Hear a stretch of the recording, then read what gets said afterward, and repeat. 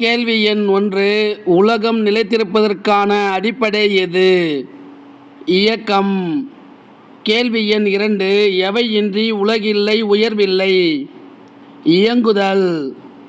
கேள்வி எண் 3. கடல் அலைகளைப் போல் எவை ஓய்வதில்லை? பனிகள். கேள்வி எண் 4. அலைகள் ஓய்ந்திடின் கடலும் இல்லை, பனிகள் ஓய்ந்திடின் எது இல்லை? உலகமும் இல்லை. கேள்வி எண் 5. தனக்கான பணிகளோ உலகத்திற்கான பணிகளோ அவை எதை சார்ந்து வளர வேண்டும்? அறம் சார்ந்து வளர வேண்டும். கேள்வி எண் 6. சாளரத்தின் கதவுகள் சட்டம் காற்றுடைக்கும், தெருப்புழுதி வந்தோட்டும், கரையான் மண்வீடு கட்டும், அன்று துடைத்தேன், சாயம் அடித்தேன், புது கொக்கி பொருத்தினேன் என்ற வரிகள் இடம்பெற்ற கவிதை எது? ஞானம். கேள்வி எண் 7. ஞானம் எனும் கவிதை எந்த தொகுப்பில் இடம்பெற்றுள்ளது? கோடை வயல். கேள்வி எண் 8.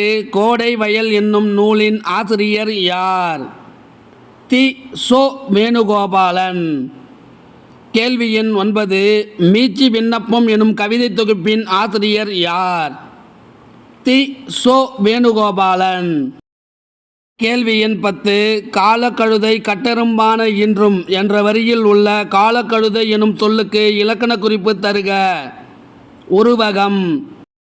கேள்வி எண் 11.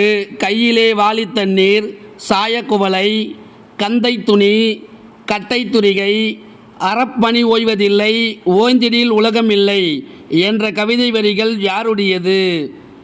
தி. சோ. வேணுகோபாலன். கேள்வி எண் 12. தி. சோ. வேணுகோபாலன் பிறந்த இடம் எது? திருவையாறு. கேள்வி எண் 13. கந்தை துணி இலக்கண குறிப்பு தருக. இரு பெயரொட்டு பண்பு தொகை. கேள்வி எண் 14.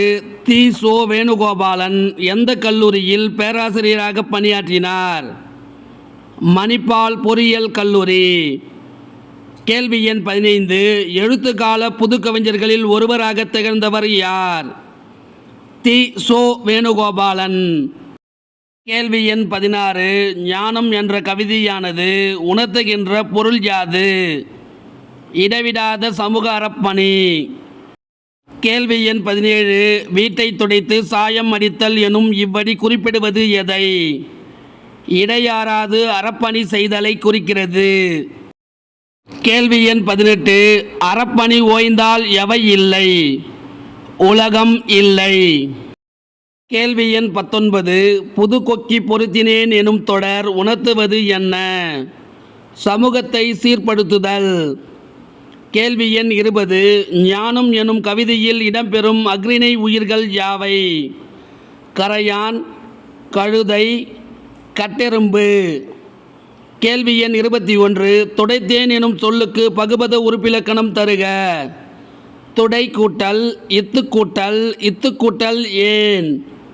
துடை பகுதி, இத் சந்தி, இத் இறந்த கால இடைநிலை, ஏன் குறிப்பு வினைமுற்று விகுதி. கேள்வி எண் 22. சாயக்குவளை என்ற சொல்லை பிரித்து எழுத கிடைப்பது என்ன? சாயம் கூட்டல் குவளை. கேள்வி எண் 23. அடித்தேன் எனும் சொல்லுக்கு பகுபத உறுப்பிலக்கணம் தருக. அடி கூட்டல் இத்து கூட்டல் இத்து கூட்டல் ஏன். அடி பகுதி, இத் சந்தி, இத் இறந்த கால இடைநிலை, ஏன் குறிப்பு வினைமுற்று விகுதி. கேள்வி எண் 24. அறப்பணி எனும் சொல்லை பிரித்து எழுத கிடைப்பது என்ன? அறம் கூட்டல் பணி.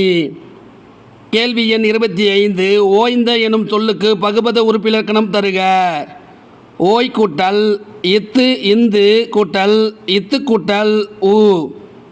ஓய் பகுதி, இத் சந்தி, இத் இந்து ஆனது விகாரம், இத் இறந்த கால இடைநிலை, உ வினையெச்ச விகுதி. இந்த வினாவிடை உங்களுக்கு பிடிச்சிருந்தா சின்னதாக ஒரு லைக் பண்ண மறக்காதீங்க. தேங்க்யூ.